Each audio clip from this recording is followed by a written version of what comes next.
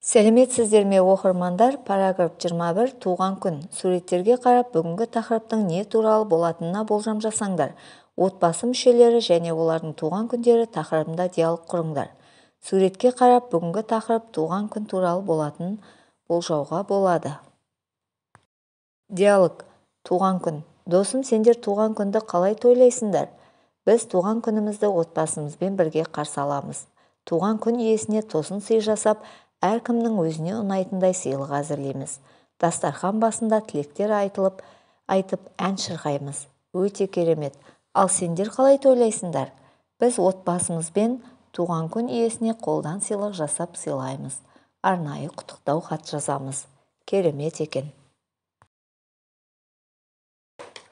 Екінші тапсырма. Мәтіндегі нақты ақпараттар бойынша сыныптастарыңа сұрақтар дайындаңдар. Мүшел.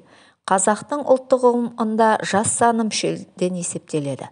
Мүшелдің алғашқысы 13 жастан бастап, кейін әр мүшел сайын 12 жылдан қосып отырады. Сонда 2 мүшел 25, 3 мүшел 37, 4 мүшел 49 және одан әрі осылайша есептеле береді. Бұрынғы кісілер жасын айтқанда 5 мүшелден 2 жыл астым, 7 мүшелге толдым дейді. Мүшелдің 12 жылдан қайырылуының өзі адам өмірінің елеулі кезеңіне сәйкес келеді. Мысалы, бір мүшел 13 балалық, 2 мүшел 25 күш қуатының толысуы, 3 мүшел 37 жан-жақты толысу, 4-5 мүшел 49-61 кемелдену. Одан әрі қарттық дәуірге сәйкес келеді. Халық ұғымында әр мүшел адам өміріне қауіпті жыл деп саналып, мүшел жасында жаңа киімін біреуге беріп, құдайы таратады. Бұл жасында әр адам сақтанып жүреді. Алыс ауыр сапарларға шықпайды. Ауа райының қолайсыз кезеңдерінде абайлап жүреді. Қазақтардың мұндай сақтануы негізсіз де емес. Өйткені адам ағзасында әр 12 жылда үлкен өзгеріс болып тұрады. Сейіт Кенжахметұлы. Сұрақтар. Мүшел жас дегеніміз не? Алғашқы мүшел жас қай жаста басталады? Халық ұғымында әр мүшел жас туралы қандай түсінік қалыптасқан? Тағы басқа. Енді сұрақтарға жауап берейік. Бүгінгі тақырып пен мәтіннің арасында қандай байланыс бар? Бүгінгі тақырып туған күн туралы, ал мәтін мүшел жас туралы. Туған күн әр жыл сайын келеді, ал мүшел жасқа да туған күнде толады.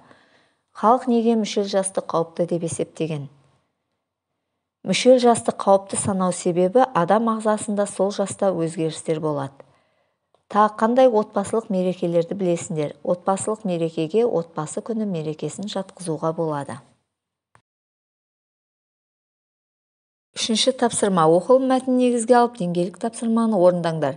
Бірінші деңгей жұлдызнама бойынша сыныптастарыңның туған күні қай жұлдызға сәйкес келетінін жазыңдар. Екінші деңгей отбасы мүшелерінің жасын мүшел жаспен байланыстырып жазыңдар. Үшінші деңгей ата-аналарыңның, бауырларының не достарының туған күндеріне құттықтау хат жазыңдар. Бірінші деңгей менің досым Айкөркемнің туған күні ақпанның 19 жұлдызында. Жұлдызнама бойынша су құйғыш. Екінші деңгей биыл менің әжем 61 жасқа толды, яғни 5 мүшел жас. Ал әкем болса 36-да. 3 мүшел жасқа жақындады, ал менің жасым 10-да. 1 мүшел жасқа жақындадым. Үшінші деңгей құттықтау хат. Құрметті де қадірлі әкешім, сізді бүгінгі туған күніңізбен құттықтаймын. Сізге әлемнің бар жақсылығын тілеймін. Әрқашан өнегелі ісіңізбен бізге үлгі болып жүресіз. Мен сізді мақтан тұтамын. Құрметпен сүйікті қызыңыз Арайлым. Төртінші тапсырма. Оқылым мәтінен буын үндестігі мен дыбыс үндестігіне мысалдар келтіріңдер, ауызша түсіндіріңдер. Үлгі үшін айтылуда буын үндестігіне сәйкес үшін болып өзгереді. Ұғым. Бұл да айтылуда ерін үндестігіне сай өзгереді. Бұрынғы. Бұл да бұрынғы болып айтылады. Бесінші тапсырма. Өзге халықтарда жыл атауларының қазақша жыл қайырдан айырмашылығы бар ма? Өздерің дүниеге келген жыл туралы қысқаша сипаттама жазып, ықпал түрлерін кестеге түсіріңдер. Мен тышқан жылы туылғанмын. Тышқан жылы туылған адамдар әділ, кеңпейілді және өз-өзін басқара біледі. Әркіммен тіл табыса білетін қасиетінің арқасында таныстары өте көп. Ақыл-ой жағынан алып бара жатқан ерекшелігі болмағанмен, ақыл алға қойған мақсатына жетпей тынбайды. Олардан жақсы саудагер, жазушы, сыншы және публицист шығады.